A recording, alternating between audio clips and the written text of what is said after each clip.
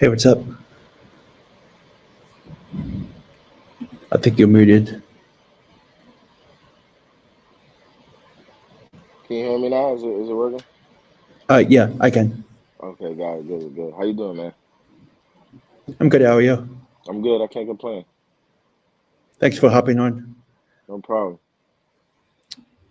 Welcome to episode number 120 of the Blitz Take. I'm here with 2025 NFL draft prospect from from SUNY Brockport University, Ja'la Cristian Coad, to get to know his story and how he got to where he is today. So welcome. Thank you, man. It's a pleasure. How did your recruiting process go at the beginning stages?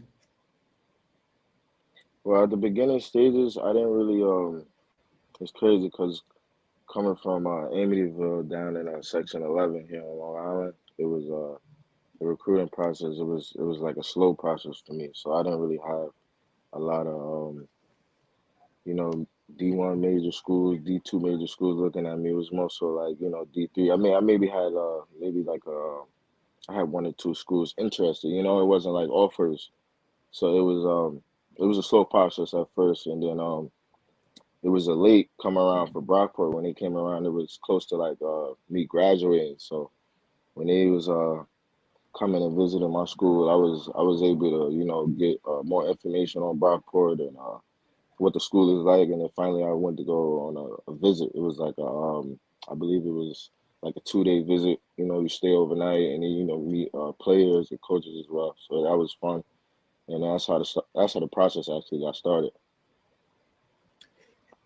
How did you finalize to pick to go to SUNY Brockport? I picked SUNY Brockport because it was a way for me. It was a program that I got into Brockport because it was like a family. If your family didn't make a certain amount of money, there was like a program like that. It was a HOP program, so I was blessed to even be within that program and not have to pay as much for school and play football as well. So that was a blessing. How is it like playing at the level you're playing at SUNY Brockport? So the Division 3 level is as most athletes would say, it's just the competition is different, and obviously as you grow up, it's different from all different positions as well. The speed, the strength was all different, and SUNY Brockport was just the Empire 8 itself. It was competitive. I say we get looked down upon because we D3, but it's like I say the competition level. I say wherever you go, it'll be there for sure, definitely. How did this past season go for you? This past season, I was hurt on a torn. I had a torn meniscus in my right knee, so I had messed my right knee up coming into the season. So it was hard for me to even, I had got surgery around July, so it was hard for me to even, get back and stay healthy as well because it was a fast process, Mhm. and I was trying my best to get back, but I just couldn't get back to 100% when I wanted to right before the season, so I wasn't able to play my full season this year. So it was tough, but I was able to get invites to the FCS Bowl and the Tropical Bowl, in which I went and performed, and I did great. Uh, how did the conference do for you guys? The conference this year, it was good. Cortland took our conference. We were second in our conference, so it's not what we wanted, but we got a postseason. We had a postseason game for our ECAC game, and it was we wanted the playoffs. Every year you shoot to you don't really want to be complacent. Every year you shoot to be the best. You shoot to be the best in your conference. Every year you look to, elevate. So it's like being second, it's not what you want, but it's good for your program as well, just to bounce back and get things rolling for the next year. What was a typical day like for you on game days? Typical game day. I gotta get started with the I gotta have a good breakfast, man. You know, get the protein in me, get the juices flowing, you know what I'm saying? And not only that, I gotta have a good playlist, you know. We eat with the team early in the mornings, and then right after we eat with the team, we head over to, tape and stretch. I'm locked in right after that. My head is in the game. So I would say breakfast. I say breakfast. I get up, I stretch. I get my routine going, and not only that, I have to eat two oranges before a game, like no matter what. I understand the bananas, and I know guys do the mustard, pickle juice. Everybody got their own little routine, but me personally, I love eating two oranges before the game, get me going, and along with my breakfast and everything. Who in your family do you look up to and why? My family, I look up to my mom definitely.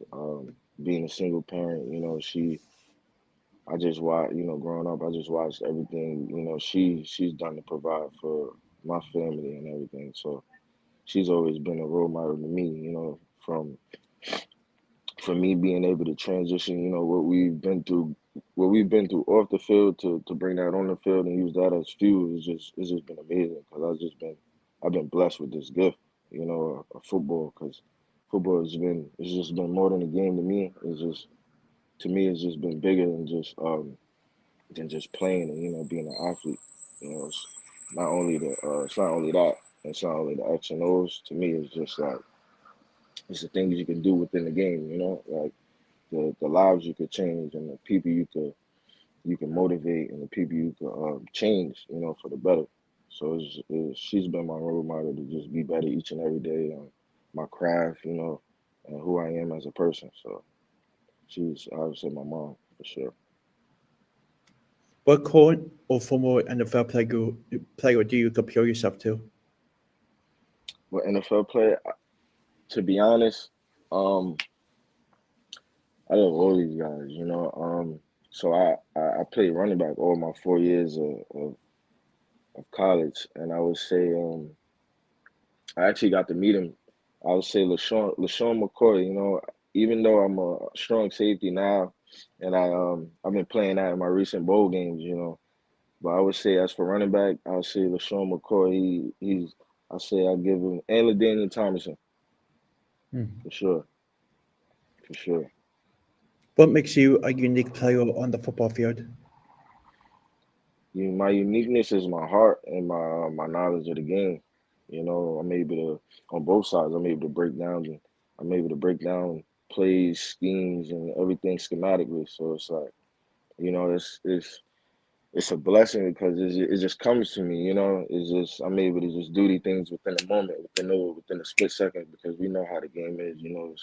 It's seconds. It's played at a very precise pace. So. That's what I would say. My uniqueness to just read things and be that type of player to just understand the game at a different level and much faster than others at certain points. Mhm. Yeah, yes, sir. What what was your favorite memory last year?